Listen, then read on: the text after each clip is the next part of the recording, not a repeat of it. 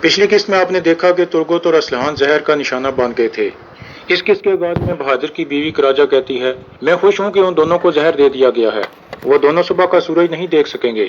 بہادر کہتا ہے، یہ اچھا نہیں ہوا خاتون، وہ سب سے پہلا شک ہم پر کریں گے، کیونکہ ترگت اور اسلحان کے ساتھ ہمارے تعلقات اچھے نہیں تھے۔ یہ جان کے لیے بچھایا گیا ہے، بلکہ ہمیں بھی اس کا نشانہ بنایا گیا ہے۔ ارطغرل لازمی تفتیش کے لیے میرے پاس آئے گا، لیکن میں جانتا ہوں کہ کیا کرنا ہے۔ پھر بہادر اپنے خاص سپاہی کو اندر بلا کر کہتا ہے، میرے خیمے کے آس پاس سپاہی تعینات کر دو، اگر ارطغرل کے سپاہی یہاں آئیں تو انہیں اندر مت آنے دینا۔ دوسری طرف ترگت اور اسلحان کی حالت بہت خراب تھی اور وہ دونوں تڑپ رہے تھے۔ اسلحان کہتی ہے، اب میں مزید برداشت نہیں کر سکتی، مجھے اپنی دعائیں دیں۔ حلیمہ کہتی ہے، آپ ٹھیک ہو جاؤ گی اسلحان، ارطغرل جلد آپ کے لیے دعا ڈھونڈ لے گا۔ اتنے میں اسلحان کی گردن ایک طرف لڑک جاتی ہے، سب لوگ بہت پریشان ہو جاتے ہیں، لیکن کچھ دیر بعد وہ دوبارہ ہوش میں آ جاتی ہے۔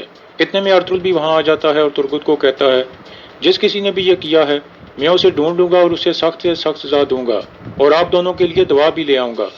پھر وہ اسلحان کو بھی حوصلہ دیتا ہے۔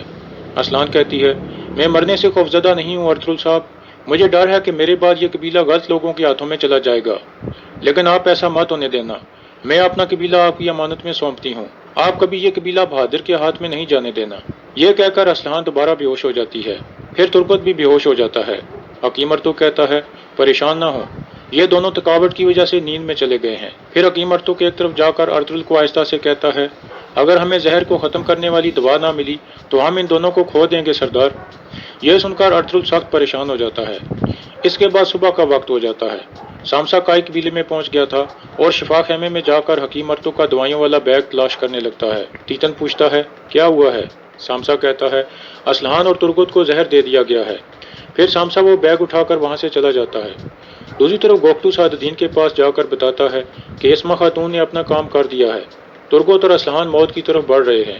سعد الدین کہتا ہے، بہت اچھے، اگر اسما یا الپامش میں سے کوئی ارطغرل کے ہاتھ لگ گیا اور انہوں نے تمہارا نام لے لیا تو بہت برا ہوگا۔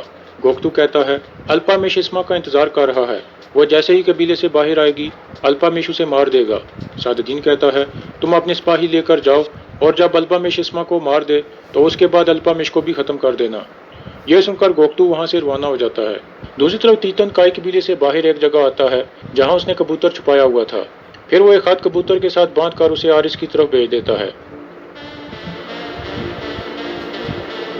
جاودار قبیلے میں ارطغرل نے سب کو اکٹھا کیا ہوا تھا جو اسلحان کے خیمے میں آتے جاتے رہتے تھے۔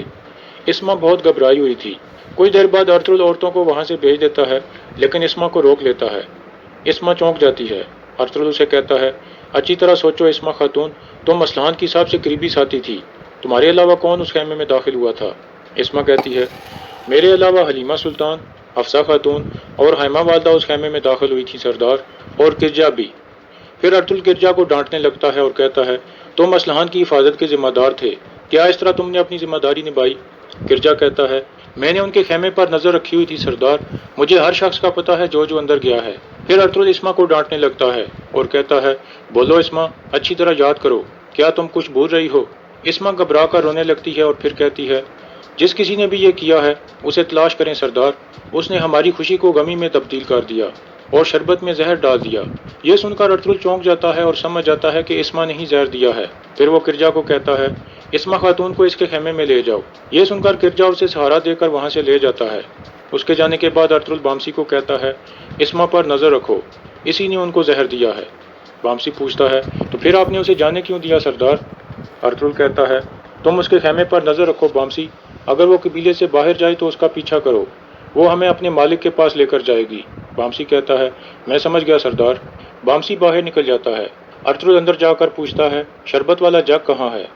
حفصہ شربت والا جگ اٹھا کر لے آتی ہے۔ حکیم ارطغرل پوچھتا ہے، کیا آپ کو کچھ پتہ چلا ہے سردار؟ ارطغرل کہتا ہے، اسما نے ڈر میں اپنے آپ کو بے نقاب کر دیا ہے ارطغرل صاحب، اس نے بول دیا ہے کہ زہر شربت میں تھا، میں نے بامسی کو اس کے پیچھے لگا دیا ہے، اسما ہمیں اس آدمی تک لے کر جائے گی جس نے اسے یہ کرنے کو کہا تھا۔ حکیم ارطغرل کہتا ہے، سامسا میرا بیگ لے آئے، پھر میں پتہ چلا لوں گا کہ شربت میں زہر تھا یا نہیں، پھر میں کچھ کر سکوں گا۔ پھر ارطغرل گنگت کو بلا کر کہتا ہے، فوراً بہادر اور کراجہ کو مرکزی خیمے میں لاؤ۔ دوسری طرف کراجہ بہادر کو کہتی ہے، ارطغرل اسی بہانے سے آپ کا سار اتار دے گا، ہمیں اپنے سپاہی لے کر یہاں سے چلے جانا چاہیے۔ بہادر کہتا ہے، کیا تم مجھے بزدل سمجھتی ہو جو ڈر کے بھاگ جاؤں گا؟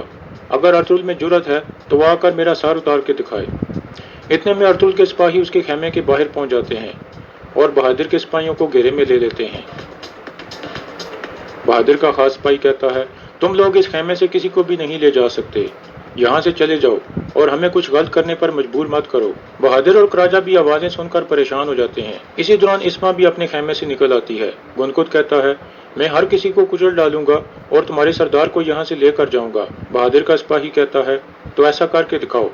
इसके बाद सब अपनी तलवारें निकाल लेते हैं। अर्तुल के सिपाही उन सब को काबू कर लेते हैं।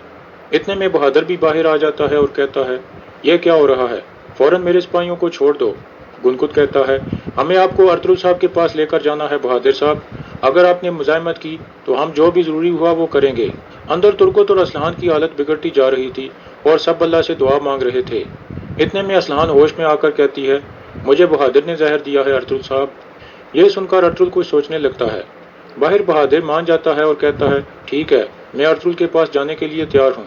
इसके बाद गुनकुत अपने सिपाहियों को हुक्म देता है कि बहादुर के सारे सिपाहियों को बांध दो। बहादुर और राजा मरकजी खेमे की तरफ जाने लगते हैं, जबकि बहादुर के सिपाहियों को एक तरफ बिठाकर बांध दिया जाता है। इसी दौरान इस्मा घबराकर वहां से भागने लगती है और बामसी उसके पीछे चल पड़ता है। गुनकुत अंदर जाकर अर्तुल को बताता है कि हम बहादुर और राजा को ले आए हैं। दूसरी तरफ इस्मा कबीले से बाहर आ चुकी थी, जबकि बामसी उसका पीछा कर रहा था।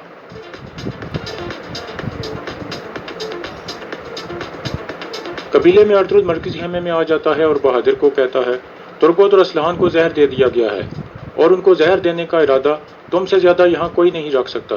बहादुर कहता है, तुमने मेरा एतबार खराब किया, मेरे बेटे को बेदखल कर दिया और अब मुझ पर जहर देने का इल्जाम लगा रहे हो। तुम नहीं जानते कि तुम क्या कर रहे हो। अर्तुल कहता है, तुम्हारे बेटे को मैंने सबक सिखाया था, लेकिन तुम्हारा मैं सार उतार दूंगा बहादुर। बहादुर कहता है, तुम मुझे जानते नहीं अर्तुल, अगर मैंने उन्हें मारना होता तो अपनी तलवार से मार देता, लेकिन तुम मेरा सार उतारना चाहते हो तो उतार दो। फिर अर्तुल अपने सिपाहियों को कहता है, बहादुर को कैद खाने वाले खेमे में ले जाओ और राजा खातून को अपने खेमे से निकलने नहीं देना। मैं एक एक करके सबसे तफ्तीश करूंगा। दूसरी तरफ कारा जैसर में अरसिज और सिपाही हमला करने के लिए तैयार थे कि इतने में अब्दुर्रहमान वहां पहुंच जाता है और अरसिज को बताता है कि आज हमला नहीं होगा, तुर्कों और असलहान खातून को जहर दे दिया गया है, अर्तुल साहब ने हमला मुलतवी कर दिया है। अरसिज कहता है, ठीक है, फिर आप सब कबीले वापस चले जाएं, मैं यहीं रुकूंगा।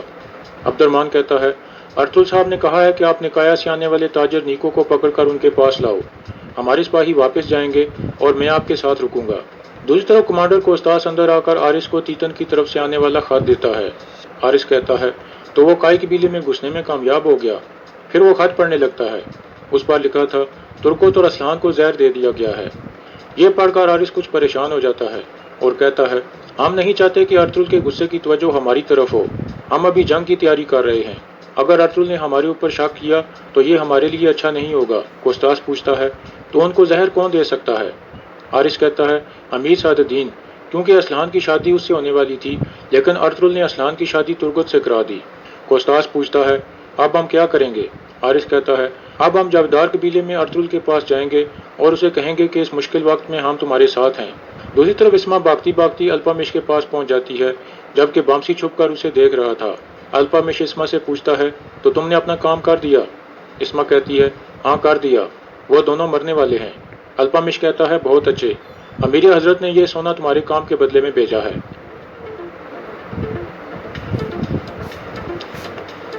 सोना लेकर इस्मा वहां से जाने लगती है तो अल्पामिश उसे पकड़ लेता है।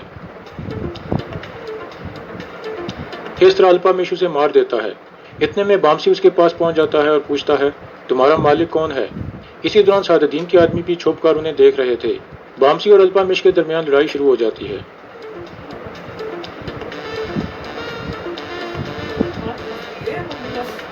बामसी उसे काबू कर लेता है और कहता है, मुझे सब कुछ बताओ। दूसरी तरफ सामसा हकीम अर्तुग का बैग लेकर जावेदार कबीले में पहुंच जाता है। हकीम अर्तुग उसे कहता है, फौरन शरबत वाला जग लेकर आओ सामसा। सामसा जग ले आता है। हकीम अर्तुग कहता है, अब हम देखेंगे कि इस शरबत में जहर है या नहीं है। अगर इसका रंग जामनी हो गया तो इसका मतलब होगा कि इसमें जहर मौजूद है। फिर वो शरबत में एक दवा मिलाकर हिलाता है तो उसका रंग जामनी हो जाता है। इस तरह साबित हो जाता है कि शरबत में जहर मौजूद है। अर्तुल सामसा को कहता है, फौरन इस्मा को पकड़कर यहाँ लाओ। दूसरी तरफ बामसी ने अल्पामिश को पकड़ा हुआ था اور اس کا منہ کھلوانے کی کوشش کر رہا تھا۔ اتنے میں گوکٹو اپنے سپاہیوں کو کہتا ہے، دونوں کو مار دو۔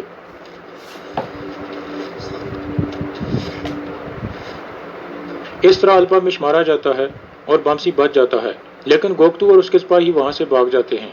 بامسی الپامش کی طرف دیکھ کر کہتا ہے، تم تو کام نہیں آ سکے لیکن تمہاری لاش ضرور کام آئے گی۔ پھر بامسی اس کی لاش کو گھسیٹ کر وہاں سے لے جانے لگتا ہے۔ دوسری طرف حکیم ارتو کہتا ہے، یہ دوا ان کو سانس لینے میں مدد کرے گی، لیکن ہمیں جلد سے جلد اس زہر کی دوا ڈھونڈنی ہوگی۔ اتنے میں سامسا اندر آ کر کہتا ہے، اسما اور بامسی کہیں نہیں ہے سردار۔ ارطغرل کہتا ہے، لازمی وہ اسما کے پیچھے گیا ہوگا۔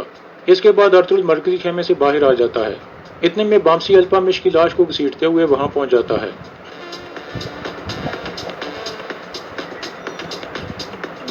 ارطغرل اسے پوچھتا ہے، خیر ہے بامسی، اسما کہاں ہے اور یہ آدمی کون ہے؟